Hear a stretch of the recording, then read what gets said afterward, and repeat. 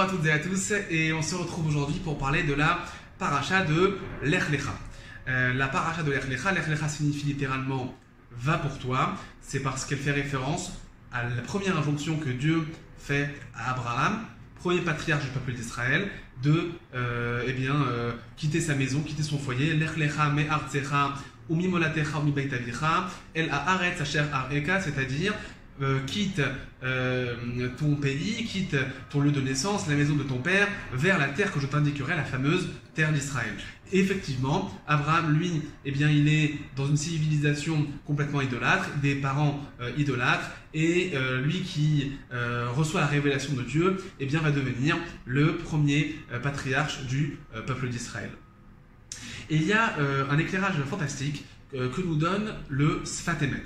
Le Sfat Emet, langage de vérité, qui a été écrit par le rabbi Yehuda Arielaïd Alter de Gour au XIXe siècle, fait une remarque extrêmement intéressante. Il dit que finalement, la première injonction qui est faite à Abraham, la première révélation, dès que Dieu lui parle pour la première fois, et finalement, si on extrapole un peu, c'est pas simplement Abraham, mais vu qu'Abraham est aussi le futur patriarche du peuple d'Israël, donc la première injonction qui est faite au peuple d'Israël, c'est de lui dire « Lech Lecha », mets-toi en mouvement. Bouge, crée une dynamique, crée une évolution, crée du changement. Et donc c'est effectivement cela, la particularité d'Abraham, ça a été de créer du changement. C'est ce que nous dit le verset, ce que dit le prophète, où Dieu parle à l'homme et lui dit « Je t'ai fait en mouvement parmi ces êtres statiques ». Parce que les êtres statiques dont il est question, ce sont les anges, parce que les anges sont statiques, et aussi parfaits soient-ils, ils ne sont pas capables de commettre la moindre erreur, et par conséquent, ils ne sont pas capables de s'améliorer. Or, l'homme, c'est effectivement un être en devenir, c'est un être méhalère, en mouvement, parce qu'il est capable de faire des erreurs, il est aussi capable de progresser, et par conséquent, il est la perle de toute la création. Et Abraham l'a bien compris, et c'est pour ça qu'il reçoit ce premier message, Lech Lecha me artzecha, mets-toi en mouvement, crée une dynamique, crée du changement. Et c'est effectivement pour cette raison qu'il a été choisi, parce qu'on pense parfois à tort que c'est Abraham qui a découvert le monothéisme, mais c'est pas tout à fait vrai. Il y avait d'autres gens qui avaient conscience du Dieu unique à l'époque.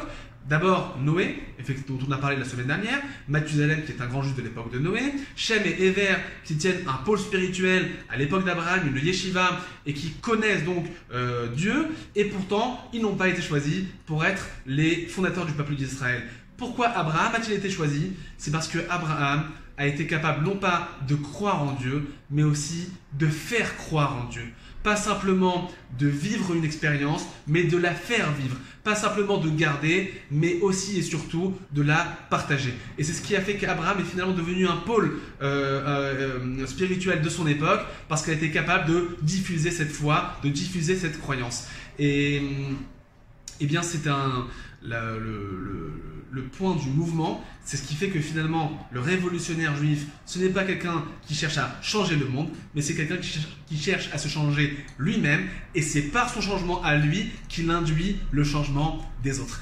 Et c'est finalement cela, aussi peut-être ce qu'on peut comprendre à travers ce que l'on appelle dans la tradition les 10 épreuves d'Abraham. Les 10 épreuves d'Abraham, c'est en fait Dieu va éprouver Abraham par chacune des épreuves pour vérifier qu'il a bien confiance en lui, pour le faire entrer dans l'alliance. Mais pour Abraham, le nisayon, l'épreuve, est en vérité nes. Nes veut dire en hébreu un étendard, pour s'élever, un étendard, parce que de la même manière que l'étendard on le fait monter, l'épreuve permet de s'élever. Donc finalement, les 10 épreuves d'Abraham, ça a été pour lui 10 tremplins, 10 occasions de grandir, 10 occasions d'avancer, et donc par conséquent, le fait qu'il y ait de la famine au début en terre d'Israël, qu'il doit quitter son pays, qu'il ait des difficultés pour avoir des enfants, et toutes ces choses-là vont être pour lui des tremplins, des pistes de changement, des possibilités de grandir, et c'est comme ça qu'il devient le premier patriarche du peuple d'Israël. Alors, Lech Lecha et bon voyage.